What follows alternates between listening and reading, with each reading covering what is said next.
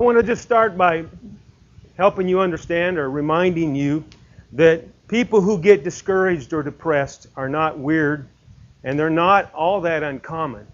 And when they deal with discouragement or depression, it's a whole lot like, I don't know if you can see this picture, but this poor lady has a cold. It's gotten so bad that she's mounted a toilet paper roll on top of her head so she can blow her nose all the time.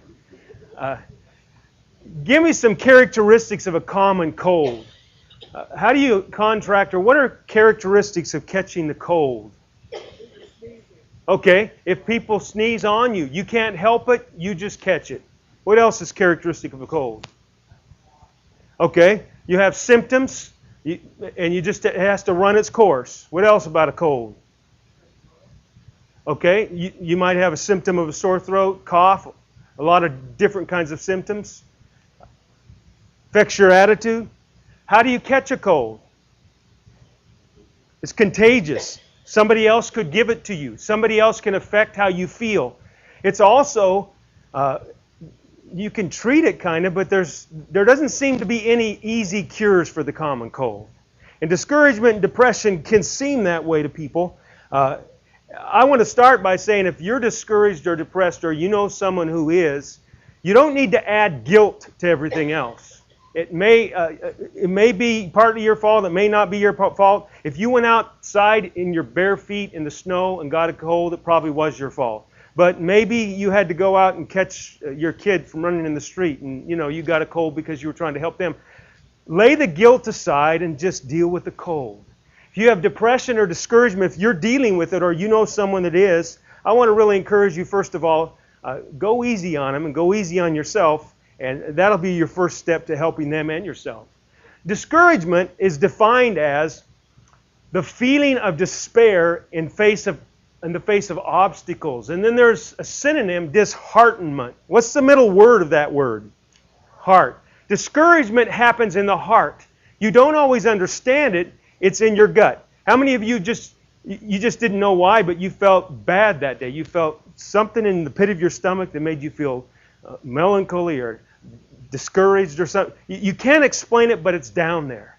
If you've never been depressed, you may look at someone who's depressed and say, get over it, cheer up, go read a happy book. But they're feeling this down on the gut, and they don't know what to do with it down there. And sometimes it's bigger than they are. So discouragement happens down in the gut. The best way to describe depression is by talking about its symptoms. Depression can have prolonged sadness or unexplained crying spells. There can be significant changes in appetite and sleep patterns. There can be irritability. Now, don't blame your irritability always on depression, but it could be anger, worry, agitation, anxiety, pessimism, indifference, loss of energy, persistent lethargy. There could be feelings of guilt and worthlessness. It could be an inability to concentrate or indecisiveness, an inability to take pleasure in former interests or social withdrawal, unexplained aches and pains, and then ultimately recurring thoughts of death or suicide. Just a show of hands, how many of you here have known somebody close who had committed suicide because they were depressed? Have you ever? It's a common thing. It's a very sad thing. And if we're not careful, we'll be overwhelmed with it and think that it's a helpless thing. I remember when I was about 9 or 10, I lived in Montana, and this scene impacted me because in our little neighborhood, nothing much happened.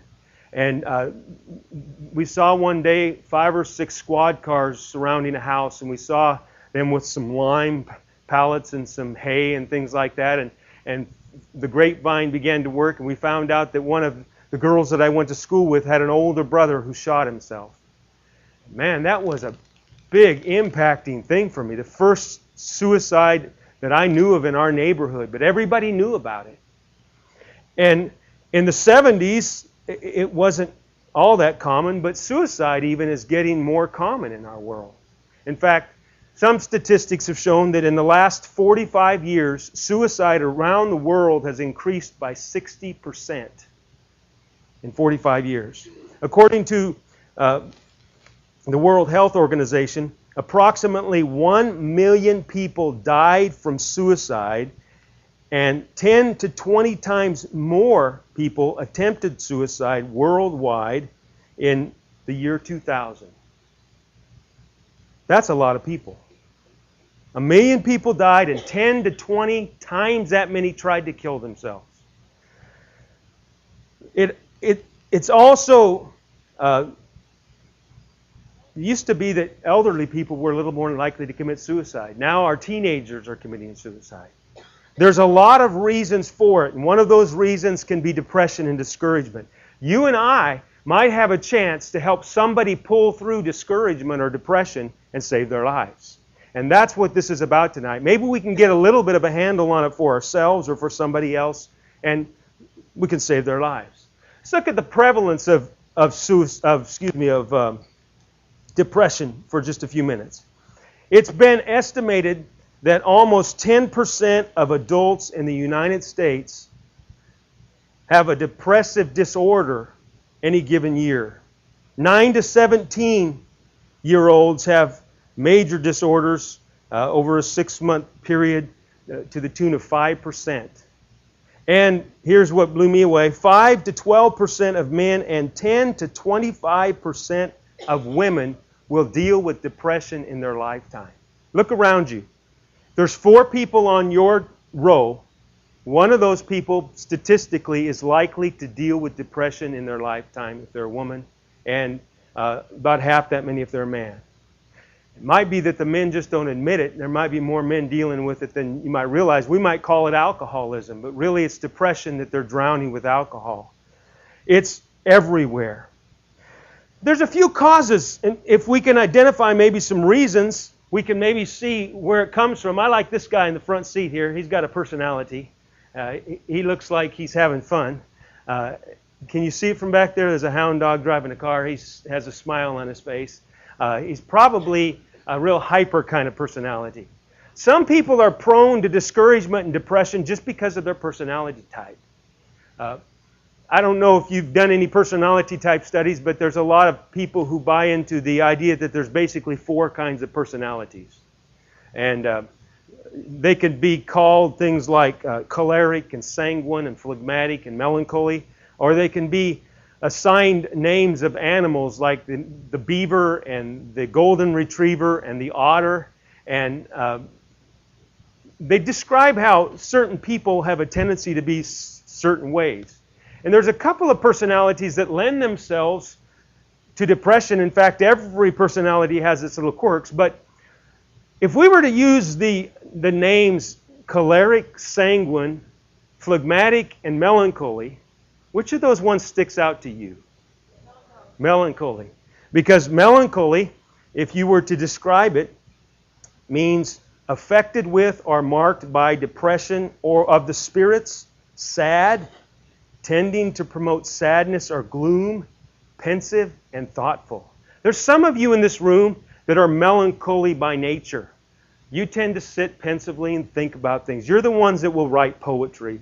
You're the ones that like a sad story, and it just kind of feels good to be gloomy. If you're not careful, you'll enjoy that too much and slip into a long gloominess. Then there's the guys that are kind of like this guy in the car, sanguines. These are the people that they're party animals, man. One day they're just going strong, or one minute they're going strong. They're the life of the party. They're having a blast. They want to go skydiving. They want to go skiing. All kinds of fun stuff. And the next time you see them, they're about to bite your head off. They've done the roller coaster thing, and they've gone from high to low. So sometimes we're not giving blame here. We're understanding sometimes our personality just tends, some of us, to go high and low, or to like to find the low spots. If you're the kind of person that tends to go high or low, or like to find the low spots, maybe there's something you can do to be aware of that and to save yourself some trouble. Keep that in mind. There's also giftings that people have. Giftings would be like some people can paint, some people are able to write. How many of you have read stories of some of the New England authors that are the most famous? Have you read their personal lives?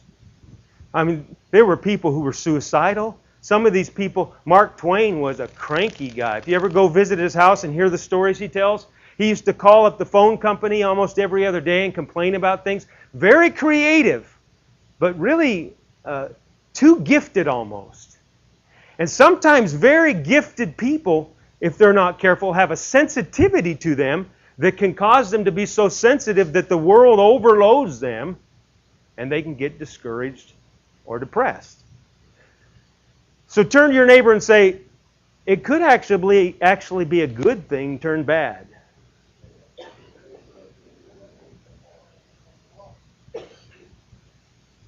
You know, there were even people in the Bible who got depressed. Have any of you read stories of Bible characters that got depressed? Usually we think of these Bible characters as great heroes who were superhuman. But a guy by the name of Elijah, he called fire down from heaven, and a few days later, he was so discouraged at his circumstances that he went out into the wilderness, and the Bible records that he asked God if he'd just kill him or let him die.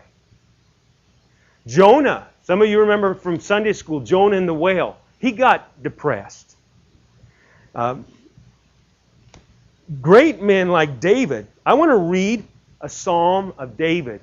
And I want you to listen how depressed this guy feels right now. He says, listen to this prayer of mine, God. Pay attention to what I'm asking. Answer me. You're famous for your answers.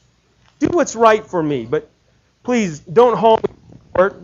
Not a person alive would be acquitted there. The enemy hunted me down. He kicked me and stomped me within an inch of my life. He put me in a black hole, buried me like a corpse in a dungeon. I sat there in despair, my spirit draining away, my heart heavy like lead. I remember the old days, went over all that you've done, pondered the ways that you've worked, stretched out my hands to you, as thirsty for you as a desert thirsty for rain. Hurry with your answer, God. I'm nearly at the end of my rope.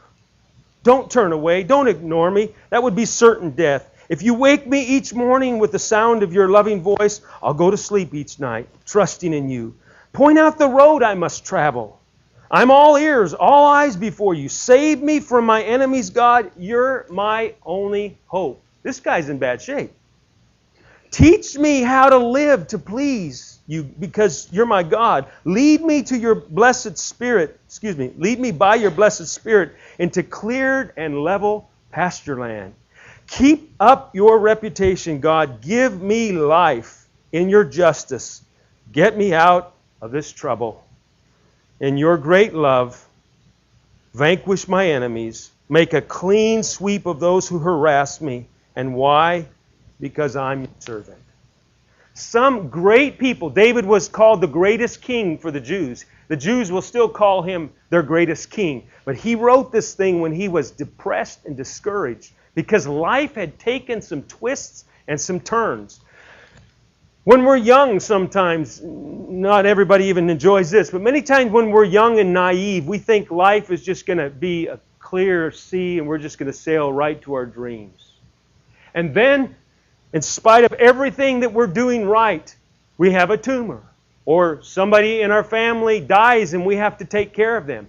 Or the money we thought we were going to be able to spend on college is no longer there. And suddenly, life can take these sinister tones that if we're not careful, it'll swallow us up and we'll get discouraged and depressed by it. And sometimes it's just simply because we're prone to it. We have giftings and we have personality types. Sometimes it goes further than that, and it has to do with generational quirks. If your grandmother's grandmother's grandmother was a nagger, it's very likely your mom was a nagger. You know how alcoholism sometimes can be passed on? Sometimes, some people say it's genetic, but a whole lot of what gets passed on is just behavioral. It's just the way we do it at our house. If your mom and dad yell at you, very likely you're going to yell at your kids.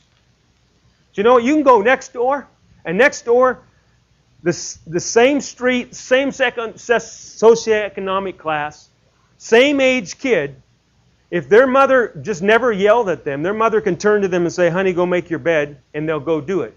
Whereas in the yelling household, it's, go make your bed. I told you for the third time, go make your bed. And then they wonder, why do I always have to yell at you?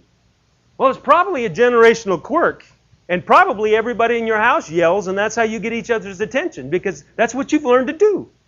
Look at cultures. There's some cultures where you go as a tourist, and if you want to buy something, the deal is you go to the market and haggle. I mean, and these people are in the streets, they're half mad at each other. I want that for, and they're back and forth at each other. It's just their culture. That's what they do. They go to market and they haggle. We advertise on TV, come over here, no hassles. In other words, we're not coming down any money. You just come pay for it. But sometimes we don't want to haggle. So we just as soon not argue and pay a little bit more and not put up with all the hassle. Sometimes people are depressed because of a quirk. You know what? If I just got married and my husband isn't paying any attention to me, or my wife isn't paying any attention to me, let's not pick on the women, okay? If I just got married and I'm the husband and my wife doesn't seem to be paying any attention to me, and I'm a melancholy type of personality, I might kind of mope around the house, you know, until my wife finally says, honey, can I do something? Can I get you some soup? Can I get your slippers? And it's like, oh, this is working. Yeah, I kind of like, you know. And if we're not careful, that moping becomes a lifestyle until it gets a hold of us, and it before you know it, it's got us instead of us having it. And that discouragement and that depression turns from a generational quirk into something that can actually overcome us. Guess what? You can harness your traits. You can take your best traits, even if it's melancholy, even if it's that you're very quiet, you can harness that and make it work for you instead of working against you. Let's just go down this list if we can. How many of you can read that from where you're at? Right? Let's read it out loud together, especially for those in the back that might not be able to see from there. We're going to read it. We're going to read the definition and then what word we're talking about. And let's just read it out loud together. Starting with the first one. The most destructive habit, worry. The greatest joy, giving. The greatest loss of self-respect. The most satisfying work, helping others. The ugliest personality trait, selfishness. The most endangered species, dedicated leaders. Our greatest natural resource, our youth. The greatest shot in the arm, encouragement. The greatest problem to overcome, fear. The most effective sleeping pill, peace of mind. The most crippling failure disease, excuses. The most powerful force in life, love. The most dangerous pariah, a gossiper. The world's most incredible computer, the brain. The worst thing to be without, hope. The deadliest weapon, the tongue. The two most power-filled words, I can. The greatest asset, faith. The most worthless emotion, self-pity. The most beautiful attire, smile. The most prized possession, integrity. The most powerful channel of communication, prayer. The most contagious spirit, enthusiasm. Now look at that list. Some of those things will be affected by unexplained outside influences. Some of those you can affect and you can actually make work no matter what. You can lie in the hospital and smile. I remember many times, and you probably met people like this, when my mother was in the hospital dying of cancer, we'd walk in, she was almost out of energy, but she'd try to smile at you when you walked in. There's some things that we can do, and I want to say this is very important for you if you're dealing with discouragement or depression, or if you know someone that is. Sometimes you need somebody else to help you, but ultimately, in order to be healthy, you got to be running yourself. There's got to be something flowing through you. And if you're discouraged or depressed, then something's clogged up and we just need to keep it moving. Don't just trust completely in someone else. See if maybe you can recognize, I'm just a very pensive person. Maybe instead of sitting here for hours and hours thinking about things, I ought to go out to eat with somebody.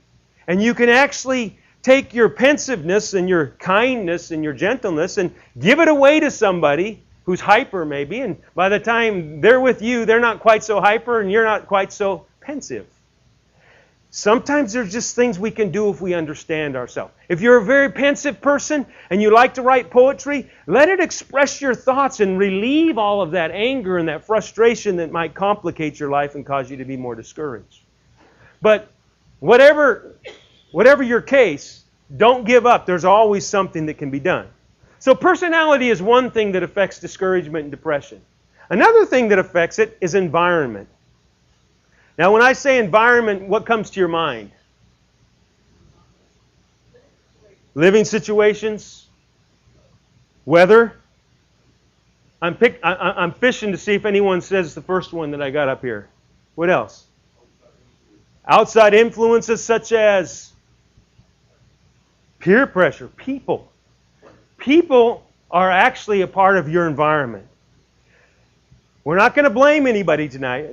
Help me with this. Turn to your neighbor and say, I'm not going to blame anybody. That doesn't get us anywhere, but I might be able to identify a problem area or a problem person. Bitter people in your environment can affect your ability to overcome discouragement and depression. If people in your environment are angry all the time, you're just trying to have a happy life, and you made eggs, and last time they wanted them over easy, this time you cooked them over easy and they wanted them over hard. And they're just angry. They're just angry at life. If you live with an angry person, if you live with a bitter person, if you live with a negative person, all of those things can contribute to your negativity, your depression, and your discouragement. Now, what we do about these kind of people that are demanding or negative, you don't kill them, right? You don't blame everything on them, but you might have to set some boundaries. Now, I can't get into everything. I'm giving you a big overview. Some of you may not have even stopped to realize the reason you feel so bad about yourself is because one particular person in your life is always telling you what a jerk you are, or how ugly you are, or how fat you are, or how dumb you are. You may have to set up some boundaries. You may have to ask to be excused from their lectures. You may have to just learn how to put up psychological earplugs and realize they're just angry. What they're saying is not true. I'm not going to accept that. That's not true about me. And I'm not going to let it go down here, slip past my brain to my heart. Because when things get past your brain to your heart, you won't even realize it, but you're suddenly feeling bad about yourself just because somebody had a bad day. And that can turn into difficult things. Events in your life, environmental events can cause you to be discouraged or depressed. If you were ever abused, I don't care if it was 40 years ago, that can contribute to your discouragement and to your depression. I'm going to mention this at the end of this lesson tonight, but I'll just put in a plug here. Over the next 4 weeks on Sunday morning in our church, I'm going to be teaching about a healthy mind. And I'm going to take a whole lesson just to talk about how our subconscious mind works. And one thing that I'll be talking about is how our subconscious mind doesn't have a sense of time. So if when you were 5 years old, you had a traumatic experience where somebody said you were ugly, then you could be a beauty queen today and still feel ugly because down here it put something, it put a feeling about yourself down here, and it feels just as fresh as if it happened yesterday because of your physical mind and how that works. I'll be talking about that on next Sunday morning. But we don't understand that about ourselves sometimes. There's a part of us that we don't even know is going on. It's subconscious. When was the last time you thought about a beating heart? When was the last time you thought about making your lungs expand? There's a whole part of your brain that's just always working behind the scenes. And sometimes hurts get down into that part of your brain, and that's what causes unexplained crying spells, discouragements, and things like that. Tragedy can cause long-term discouragement and I'm not going to belabor these points because if I do, some of you may feel this so strongly that you won't be able to get what you need to out of the rest of this. We don't need to be graphic. We just know that if grandma died or our mother died or if there was a severe car accident or if we were trapped under something, it's very likely that there's something that we don't even understand that works on us. If you were almost killed in a plane, it's very understandable when you get on the plane that you have white knuckles and you worry about the thing crashing. Everybody else is thinking, come on, it's been a plane. You're more likely to get killed on Boston expressways than in a plane. But to you, it's a very real thing because it's down on the inside. And then there's physical conditions, which we probably thought of first. The cold, the dark, and the dreary. What do discouraged and depressed people tend to do? Sit in the dark, dreary places because it fits their mood. And so our environment makes a big impact. Well, guess what? Everyone read that with me.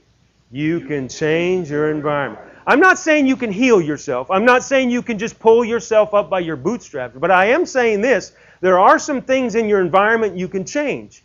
If there's an angry person that you're not stuck living with, you can spend less time with them. They don't have to come over to your house every night and talk you to sleep. If you are depressed by the weather, you can get a bright lamp. Get one of those lamps that bubbles or something like that. Get something bright and happy in your room. You can turn music on and you can change the physical environment. If you're feeling discouraged, don't put on music that's no. Change your environment. You're already feeling that on the inside. You can do this thing. You can change your environment. You can make a difference. But then there's these unseen culprits. Things that we're not aware of that aren't quite so obvious. I want to mention just a few of those before I get to some solutions for some of this. You can be described as a creature that's got a body and a soul and a spirit. And your body has things working on it that you may not even recognize. You may not even realize the effect that something in your body is having on you. Some of you may have had the experience of suddenly fainting and being taken to the hospital, and they found out that your kidneys were bad. You didn't even realize your kidneys weren't doing their job, and you look back and realize, I was feeling a little bit groggy for a couple of days and a little bit lightheaded, and I didn't even realize there was an unseen culprit. There are physical things that can make you discouraged or depressed. Is there anybody in this room that might have blood sugar issues? Raise your hand. There's probably 5 or 6 at least. Okay. You can testify that if your blood sugar is high or low, it makes a big difference in how you feel. So you don't even realize what's happening, but your body is needing something physical, and you think that you're sad because you're bad. Let's suppose you were abused as a child. So you think you're a bad person, all right? Let's just say you think you're a bad person. Now, you get through life pretty well for a while, and you don't think you're bad because you kind of realize that was somebody else's fault. But suddenly you don't realize it, but your blood sugar's messed up, and you don't know you have a blood sugar problem, and suddenly you're always just feeling bad. Well, you start subconsciously asking yourself, why am I feeling bad? Probably because I'm bad. And before you know it, discouragement or depression can suck you in just because your unseen body, unseen things in your body are affecting you. And they're cooperating with the unseen things in your soul and your spirit. So if your chemicals are off, if your diet is off, if you don't exercise enough, if you overwork, and here's one, if you underwork. Tell me this. People who get discouraged and depressed, what's one of the first things they do? Sleep and try to skip work.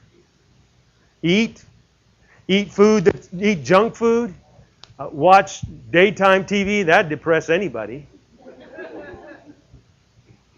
And sometimes it's a matter, I'm not saying again that this is easy. I'm saying we need to look sometimes at just the body. You need to get a good doctor to check you out and see if maybe you have sugar issues, or see if 3 hot fudge sundaes a day is really what you need. And ask yourself, if I'm holding down 5 jobs, I'm not probably depressed because I don't have enough money. I'm probably depressed because I'm depleted of energy. It's a very physical thing. I'm pointing these out to help you to see that sometimes you may just have overlooked something that's causing you to be discouraged and depressed that could make a big difference in how you feel. You could make a whole step in the right direction just by eating apples instead of, bubble gum. Just by taking power naps or something. Just by going swimming after work instead of going to the easy chair. Those things can make a whole lot of difference. But then there's your soul. Now, the best way to describe your soul would be maybe to talk about your mind, all right? Your thinking. And the first thing that's mentioned there is shame. This is a term that some of you might not think of the same way I think of it, but shame to me is where you feel bad about yourself, like I just mentioned. You were abused and you feel like you were probably the culprit, even though you were the abused. You were in school when you were 8 years old, and you were in a spelling bee, and you spelled supercalifragilisticexpialidocious wrong, and everybody laughed at you, and the girl in the front row that you thought was cute said, "You're stupid," and it hit you like a ton of bricks, and you thought you were over it, but every once in a while, you feel stupid, and whether you spell well or not, you just don't think you're a good speller. It happens to people all the time. I talk to people all the time that can pinpoint things in their childhood. We don't want to blame the teacher altogether, but we can pinpoint that I might just feel bad about myself for no good reason. And that's shame. Or lies that people told you. If your father was coming home at night drunk and he went into a tirade, he didn't know what he was saying to you. No telling what he said to you. If you took that to heart, you might believe that. And if you believe that somewhere in the back of your head, and you go through life and it seems to take a bad turn, those lies will come back, and you don't even realize they're working on you, but they're saying, "See, you are stupid. See, you aren't a good provider. See, you will never amount to anything," just like Dad said. See, and all those things rise back up to the surface, and discouragement and depression can set in. Our mindsets, unrealistic expectations. If you thought you could be such a good parent that your kids would never have a problem, and your 17-year-old ran away from home, suddenly you feel like a failure. Well, guess what? 17-year-olds run away from good homes. People make bad choices that have good parents. But sometimes in our mind, we won't forgive ourselves, and we don't even realize it, but it's allowing for discouragement and depression to build in us, just because there's some lie back there that we're believing. And then there's the spirit. The spirit maybe could be described best as our heart. Down in my heart, if I have fear, I don't have to have a reason for it. I just feel it down here. Or you see the spirit of heaviness. I can be having a birthday party. I could have just gotten paid a bonus. And still down somewhere in my gut, there's this heaviness. Well, that can work on us. And if we're not careful, we start believing the feeling of heaviness instead of other things. So there's things that we don't even see in our lives that are at work at us. And we want to do a little bit of identifying, if we can, try to take a little bit of an inventory of how we can keep from being a victim. You don't have to be a victim. You don't have to be a victim of the seen, and you don't have to be a victim of the unseen. You don't have to believe everything you feel. I'm going to ask you a couple questions, and we're going to take a short break here. But if it was 95 degrees and no clouds in the sky, and you were outside with just light clothing on, and you were starting to sweat profusely and feel faint, what would you do?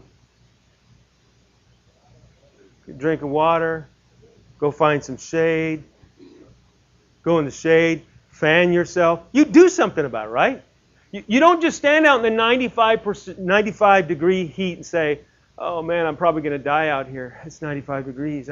I'm getting weaker and weaker. You find those symptoms and you do something about it. What would you do if you were feeling hungry? I mean, really, really hungry.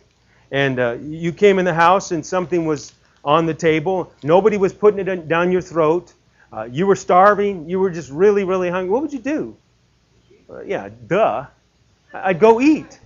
I have some symptoms. I'm hungry. I eat. I don't sit there and say, stupid me, here I am hungry again.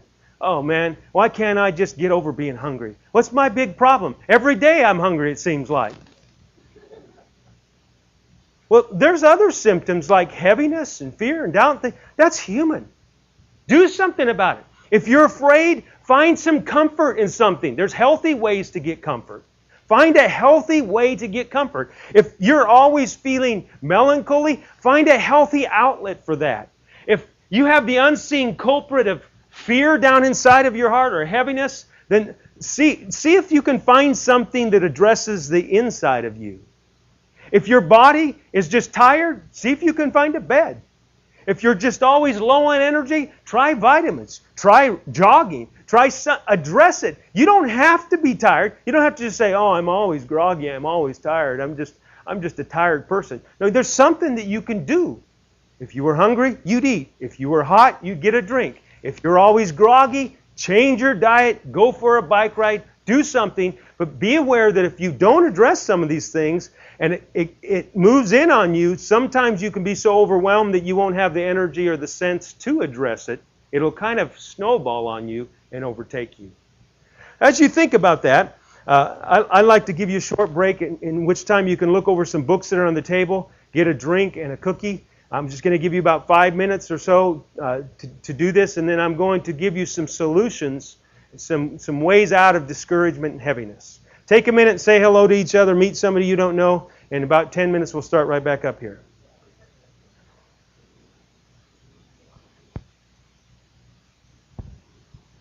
To discouragement and depression. There are solutions. Everyone say there are solutions. And suicide isn't one of them. Doesn't need to be one of them. I've tried to make it real easy to remember. Some of you may want to jot these down, but I've tried to put it in one word, and that word is hope. H-O-P-E. And that word at the top is solutions. Can you come lower this just a little bit for us? I know it's hard to get it adjusted, but the only screen that we had here in this room was kind of like the funhouse mirrors. When we got it on there, it was so twisted that it distorted everything. Can you just lower it a little bit there? Okay.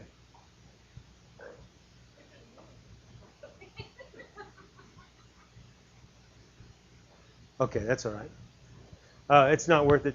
The solutions, you know that solutions at the top of the screen, are in the word hope. So if you want to jot down that word hope, it's going to be an acronym for 4 words.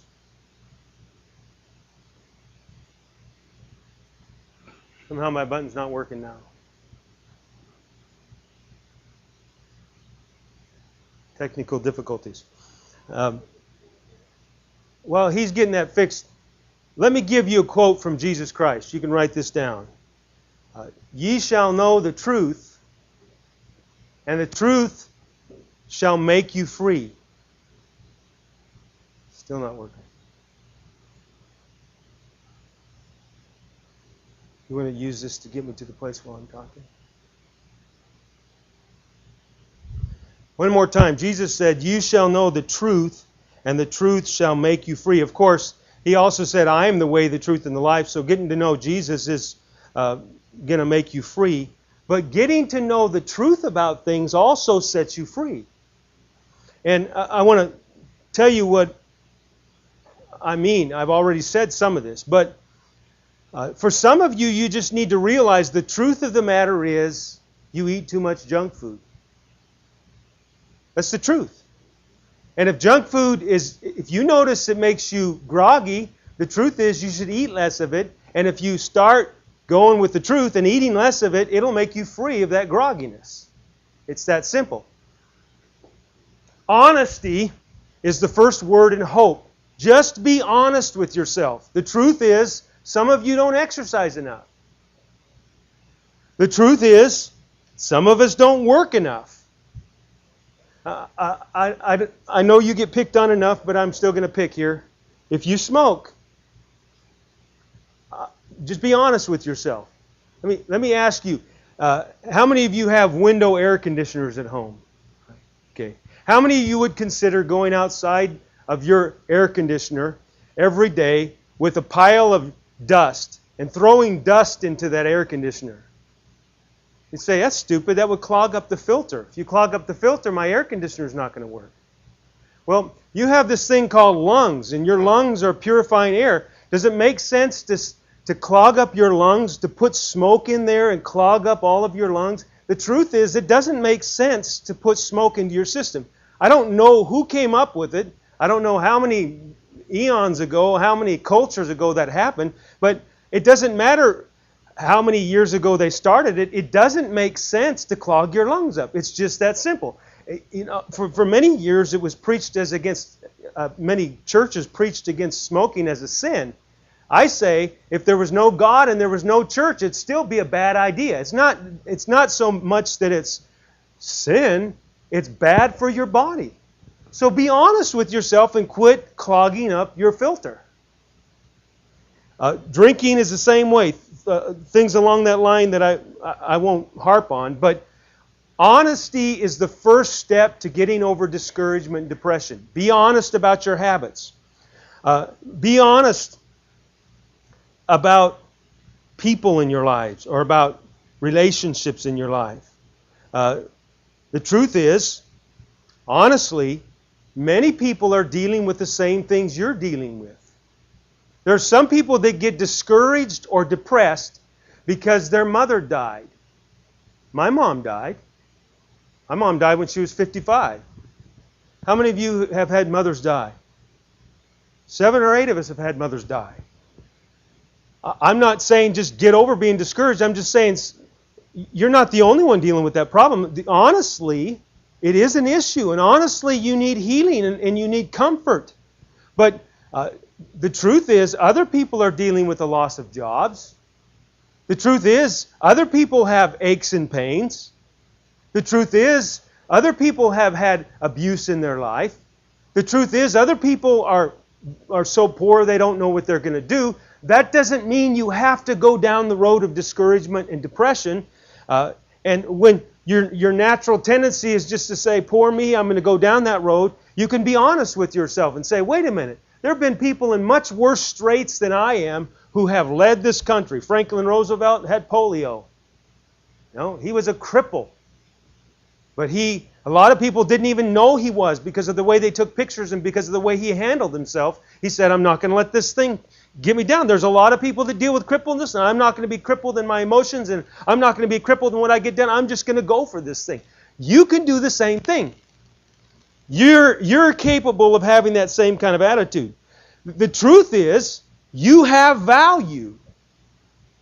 Some of you who think that you're a nobody, I don't know who told you that, but there's nobody in this room that's a nobody. Everybody in this room is somebody. I mean, who said that somebody who looks like Britney Spears is more valuable than somebody that looks like, me? Who says? Who says that 7-foot-tall guys who can dunk orange balls into hoops are more valuable than people who can't dribble a ball? Who says that?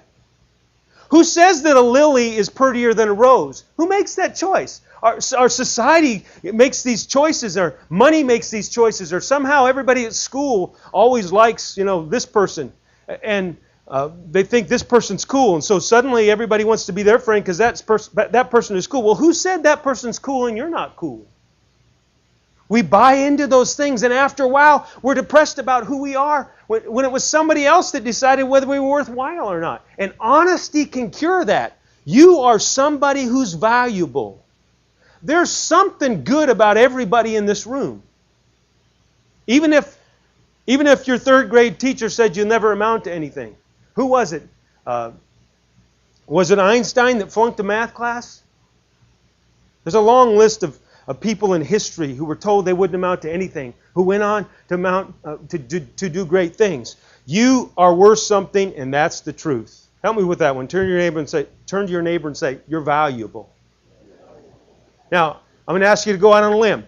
I'm going to talk for a minute while you look around you and you think of something valuable or something, especially if you know somebody, but even if you don't know them, we're going to compliment each other in just a second, okay? You're going to turn to somebody close by and you're going to say something positive about them that you recognize. We're not going to, this isn't flattery, no cheap shots, but honestly turn to somebody that's close by, one of the 5 or 6 people around you, and tell them something that you value in them or you see about them or that you think is probably true about them or you like their hair or you whatever. Because I'll guarantee you, if we told each other what we felt about each other a lot of times, there'd be a lot of surprised people. How many of you have really admired somebody at work but you would never tell them?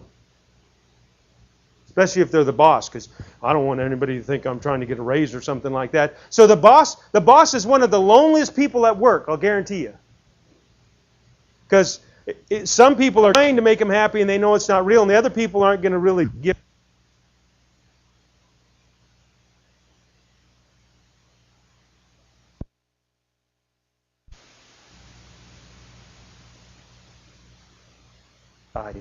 When was the last time you went up to your brother or sister and gave them a eye-to-eye, heart-to-heart compliment?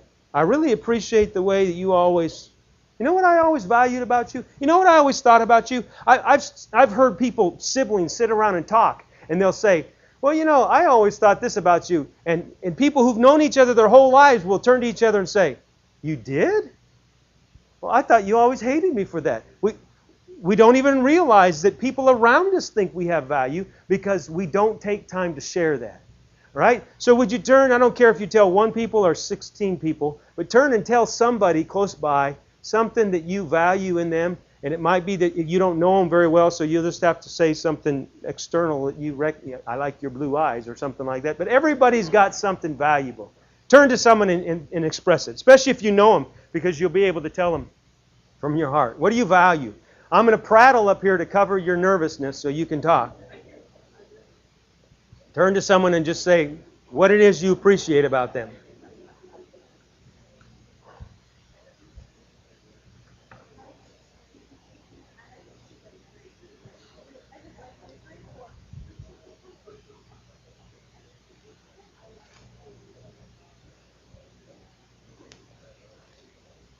Okay, I'd like everyone to raise your right hand and make a pledge to me. Would you pledge to do one little exercise sometime in the next week? Would you pledge to do that, trusting that it's going to be pretty simple? How many of you would say I do? Okay, you may put your hands down. Now here it is. I'd like you to do an exercise in honesty. I'd like for you sometime, especially if you're feeling blue or discouraged or depressed, I'd like you to get out a piece of paper and I'd like you to write down everything that comes to mind that makes you feel discouraged or depressed right then. I'm not a millionaire. I'm ugly. I don't know how to do this. Every single thing that comes to mind. Don't even don't consider it a real long time. Just whatever comes to mind. Write it down. Make a list of things that are discouraging you. Then go back through that list and be honest and say, you know, if I'm fat, am I really just unreasonably so fat that, you know, am I the fattest person in the world? You know, is it really enough to get discouraged about? If I'm dumb, is that really true that you're dumb? You made a list. You're smart enough to think that you're discouraged. You got brains going on there somewhere. Is it really being honest that you're dumb, or are you believing a feeling that you picked up from somebody who said something that was really very unkind? If you go through there, you'll probably find out, if you're honest, that you can cut out most of those reasons and start facing truth. Honestly, you are valuable. Honestly, you're probably not going to die of hunger just because you lost your job. Honestly, you probably aren't going to lose your husband just because you wrecked the car. Honestly, I mean, things like that could happen. Honestly, the guy who escaped from prison in Texas is probably not going to hit your house. Probably not. We may have all these fears, but honestly, go through the list and cull that list and see if you can shorten it and tell yourself the truth. So, if you can just be honest, you're taking care of some of the lies and some of the mindsets that are working at you all the time in the back of your head. The second word, this is the quote that I mentioned from another version of the Bible. You'll experience for yourselves the truth, and the truth will free you. Openness is the second one. Everyone say openness. This is what I mean by openness. Be open to change. Discouraged, depressed people are often discouraged and depressed because they want to be fixed, but they want to be fixed on their own terms. I want to feel better. Go exercise. Well, I don't want to exercise. Give me another one. Right? They're not open to change. You need to be open to healthy change.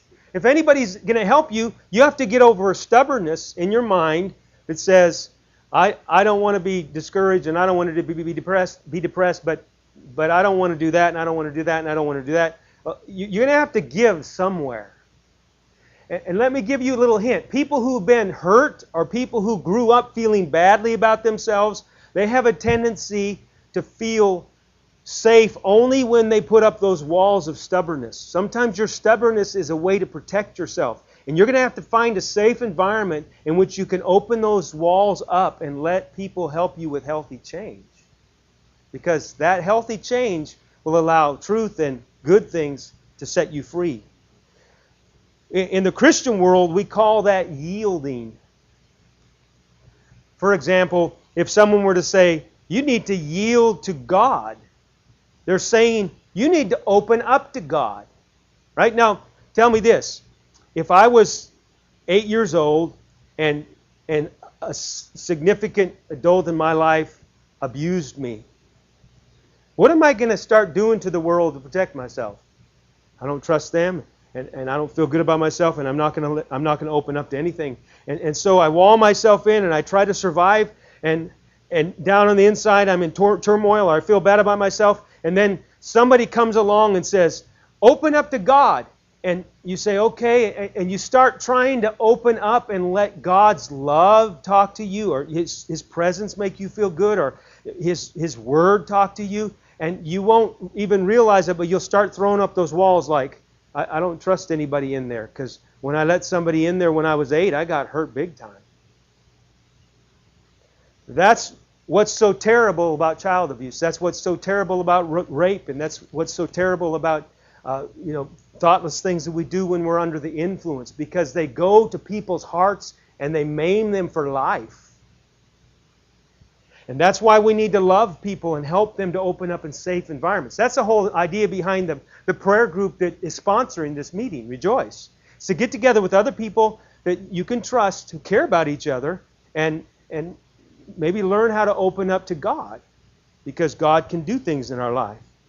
If you think about it, there's a passage of Scripture that says, perfect love casts out all fear. You heard that one? So if I have fear, where do I have fear? Sometimes it's in my head, but usually it's down here. It's like I'm on my way to the first day of school. And since my first grade class was a disaster, every year since on the first day of school, I have this tightening in my stomach. It's like, oh no, where does that come from? Came from some experience back somewhere. You're probably not going to have that experience this year in the 7th grade, but you still have the fear.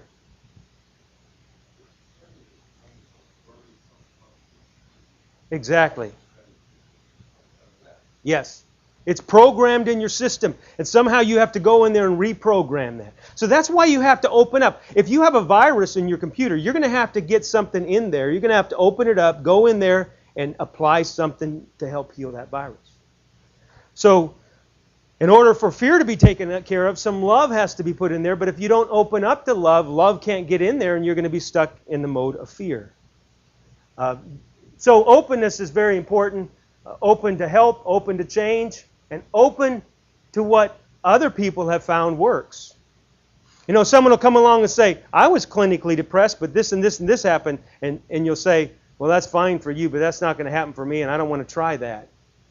Well, then you're passing by. You're hungry, but you don't want to try the hot dogs. You don't want to try the hamburgers. You don't want the fries. You don't want the healthy food. You don't want the salads. And you walk away from a smorgasbord saying, still hungry. Life is just rotten. I'm still hungry. Well, you passed up all that food because you had a problem opening up. And maybe you just need some help opening up. The third solution is prayer. P for prayer. I'd like to just take 2 or 3 minutes here and help you see prayer maybe differently than you've ever seen it before. Because many people, when you say pray, they're thinking in terms of a pious thing that makes God happy. I want you to understand that if you feel bad about anything you've ever done in your life or anything anybody else has done to you, you can go talk to God about it, and He's built in ways to help you get honest and unload that junk. If I go to Him and I'm honest with Him and say, you know, I've been a bad husband and I shouldn't have been mean to my wife, and I'd like to apologize to you, and I'd really like to try to do a better job, I am purging my heart. And God is able to take that stuff. I may still have to go apologize to my wife. I may have to stop saying cuss words. There may be some things I need to do. But prayer is not just a time to go to God and talk Him into something. Prayer is a time for me. The Bible calls God my counselor, my shrink. So I go to God in prayer, and my prayer sometimes sounds like this. God, I'm grouchy today. I don't even know why I'm grouchy. But I find myself being unusually grouchy, and I don't want to be grouchy, and I pray You'd help me to have a right attitude today. God, I'm very frustrated with the situation. I'm so frustrated, I'm just about to do something I know I shouldn't do, and I need You to help me with that. He is the best shrink you could get, and He's free. That's what prayer is. You talk to Him. You unload. And if we don't know how to do that, then our emotional weight gets heavier and heavier and heavier because we have no legitimate release. But when you talk to God, you're not just talking to the air, although you can't see Him, but because you're talking to Him, there's something that actually transpires in your heart, and God can take that stuff and do something with it. I don't understand how it works. I just know it works. So prayer is a time where I can go not just beg Him for mercy, but receive His forgiveness. Because He promised me He'd forgive me. Even if people don't forgive me, He'll forgive me. Really, prayer is my daily therapy. Every single day I see my counselor. Every single day I see my therapist. I go talk to him, and I tell him about what's happening. And the worse my life is, the more likely I am to get down to the real issues that really hurt me and get them out in the open with God and talk to Him. And nobody else has to know. My neighbor doesn't have to know. In fact, we usually complicate things when we tell a lot of other people about those things. You get in an emotional mood, get half drunk, and tell your best friend all the junk in your life, and now you have to deal with all the junk and everything your friend knows about the junk. But if you have a personal therapist that doesn't talk to anybody about that, it's an awesome, powerful thing in your life. And it's part of that hope. You can get honest in prayer, you can get open in prayer, and you can get forgiven in prayer. And then the last thing is empowerment. Empowerment. Now, I'm not here, although I am a minister, I'm not here to preach a salvation sermon, but I'm going to throw this in to help you make sense of religion or Christianity, all right? Christianity isn't just a religious thing over here. It's supposed to be part of our lives. And there's confession to God. Confession is good for the soul. Confession, when I talk to God in prayer, He empowers me to believe and accept forgiveness and go on. Yes, I did things that are wrong, but I realize they're wrong, and I've set my face in another direction, and now I can believe that I can start new, and if I fail today, I'll start over tomorrow, and if I fail tomorrow, I'll start over again, and every time I get up, it's a new day, and I have a new opportunity, and that gives me power. When I'm born, that's what, you'll hear the expression born again. How many of you have heard that expression, born again? Well, when you're born again, you have a new chance to live. And the born again experience is about becoming a new person. Forgive yourself. Yes, you might have been an alcoholic. Yes, you might have been a tyrant. Yes, you might have been a jerk. Yes, you might have. But you can start over today. You can get a clean slate. And you don't have to be as mean today as you were yesterday. You can start new. Isn't that awesome? It's empowerment. There's hope to this. No one of these things will solve all your problems, but you put all these things together and they're going to do something in your life. Here's another way you can be empowered. Get with people who are thinking straight. Again, how many of you have attended the prayer group here in Worcester called Rejoice? Would you raise your hand? There's one, two. If you've met in Worcester in a prayer group, that's the one. All right? I think there's 1, 2, 3, 4, 5, 6, 7, about 8 of you. For people in Worcester, when that meeting happens, we get together and we talk. We're honest and we pray for one another. It's empowering. I don't know if it's happened to you in Rejoice, but I know maybe some of you who are in other kinds of groups. You go, you get together, and when you leave, you feel fresh and like you can handle this thing. It's empowerment. And if you have other people to help you, that's what AA is about.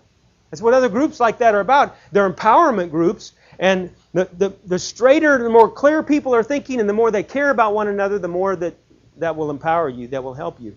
Another thing you can do is put good concepts into your head.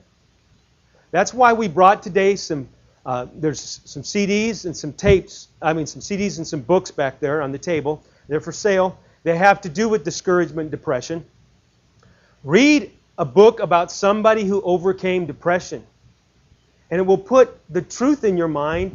You can pull out of this thing. You can climb out of this hole. There's light at the end of the rainbow. There's life after depression or discouragement. And the web is full of testimonies like that. There's all kinds of things, all kinds of good resources that you can find.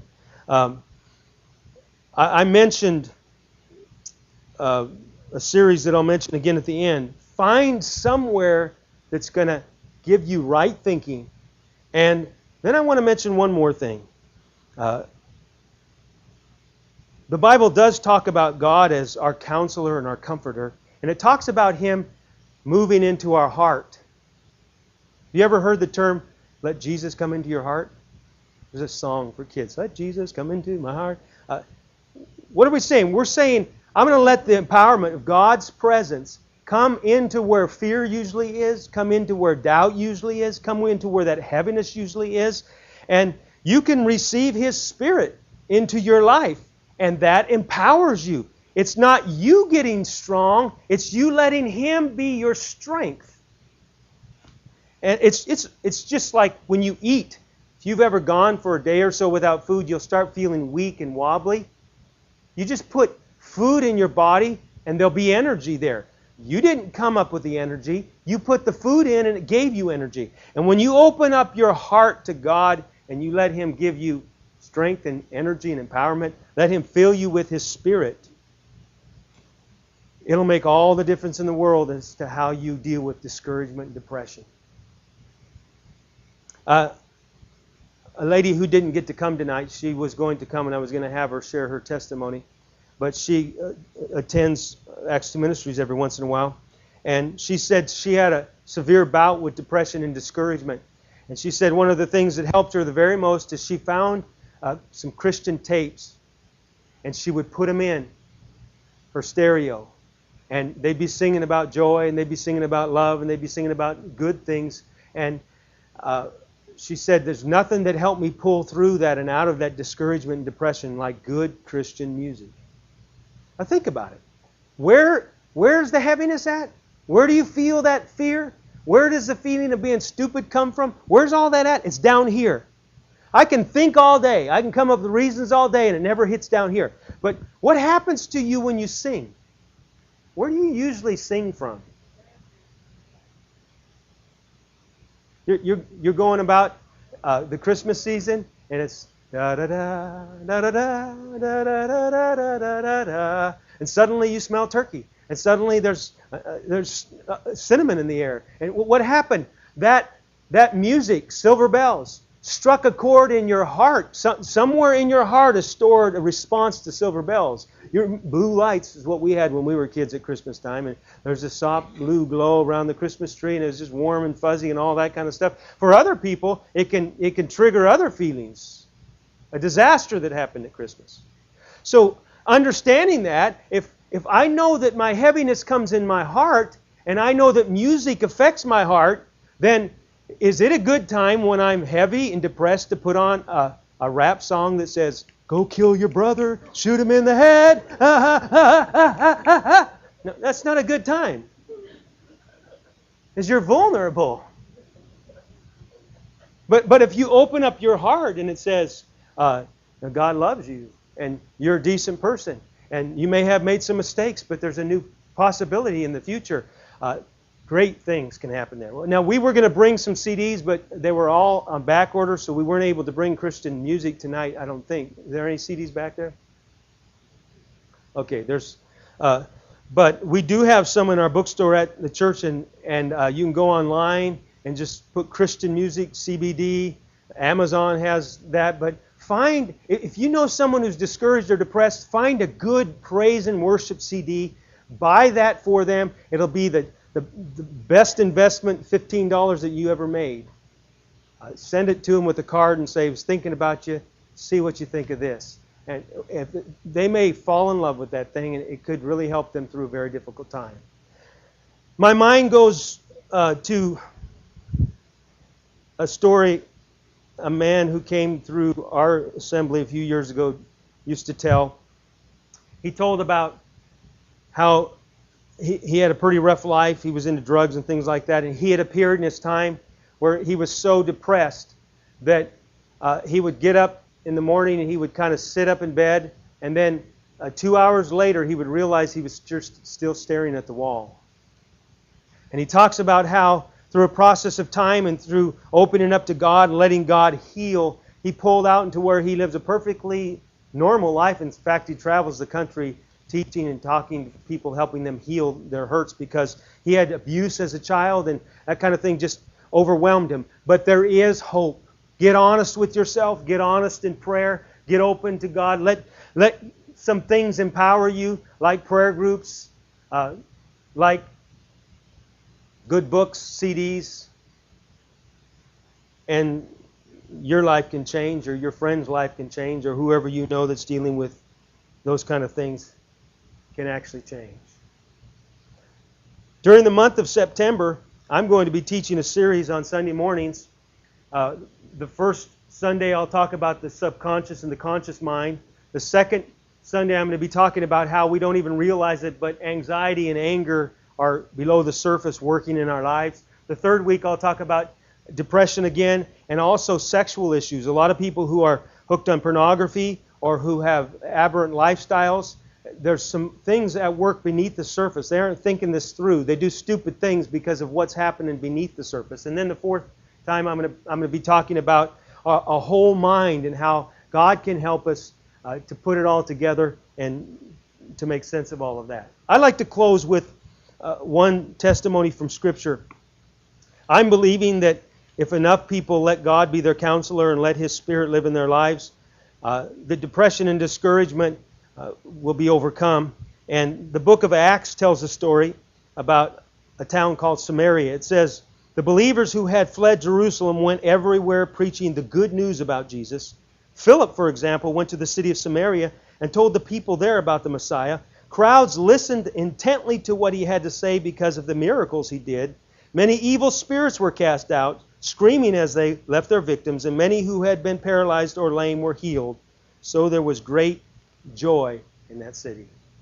When God's people and His presence and His healings came, I've seen people who were clinically depressed in a service open up to God in such a way that they were instantly changed. I've seen other people that they committed their life to God and His principles, and it was over a series of months that they were healed. Whether it's in a day or whether it's over 6 months, it's better than staying overcome by discouragement and depression. If you're dealing with any of that, I want to invite you to come to these. I'm also going to try to put these on a CD to where they can be a combination of the audio and the presentation that I'm going to do. I've never done that before, so I don't know if that's going to work. So don't hold your breath. But there'll be 5 of them, including this one, on one CD that you can have to give to people or to watch yourself. But if you have a need for a support group, wave your hand, Sue. She's kind of the secretary of the Rejoice prayer group here in Worcester. Are there other people? How many? There's several other prayer groups represented here. How many of you lead prayer groups? Would you raise your hand? How many of you? There's one.